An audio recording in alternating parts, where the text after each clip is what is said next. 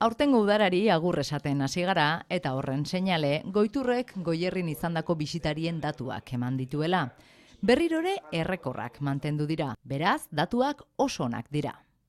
Batez kontutan hartuta 2016an eman zan igoera bazirudin zaila izango zala kopuru beti zenbakita zitzen nahi, baina zenbaki horiek mantentzea. Eta aurten ere mantentzea lortu da, pixka bat gora begiratuz, bai informazio zentro ezberdinetan ehondien bisitarikin eta baita ere egonaldi dagokionez. Zenbaki hauek ikusita, nahi gelditzen zaiten bakarra da eskerrak ematea,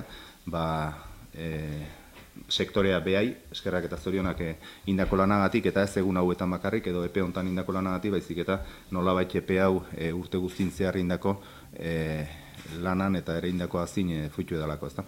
Bisitadin aldetik, aipatuen bezala kasualidadea da, baina iazko igoera berdina suertatzen da, 0,4, 15.000 baino gehiago, 15.700 pertsona baino gehiago, turismo bulegetatik pasatu dina. Beti izaten deu, lekoietan, zentroietan zenbatutakoak. Aparte, bai taldekin etortzen dina, guiakin atorzelako, bai web horri alden informazio hartzen dutelako, eta batez ere alojamentu guztietan, Goierriko alojamentuan dagoen edonor informazioa aurki dezakelako turismo bulegoa joan gabe, horiek diateatzen dien datu. Turista aldetik, nundi prozedentzia aldetik beti bezala katalana, katalanakin batea bigarren zenbaki hortan edo lista hortan Valentziako erkidegoa eta Madrildarra egongo litzateke burruka hortan, igoera nabarmena andaluza, eta batez atzerritarra. Aurten 38 nazio desberdinetatik jaso ditugu, igoera nabarmena da, frantsesa ikadagarri, Frantzi lehenengo, baina gero baita ongo litzateke Alemania, batez ere natur ibilbideak eta bidaia agentziekin, turropeatzaileekin etortzen diren taldeak, Holanda, batez autokadabanakin, eta Estatu Batukoak.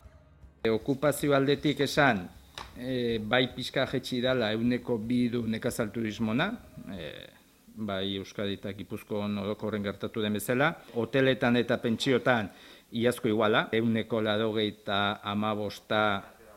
abuztuak 27 arte.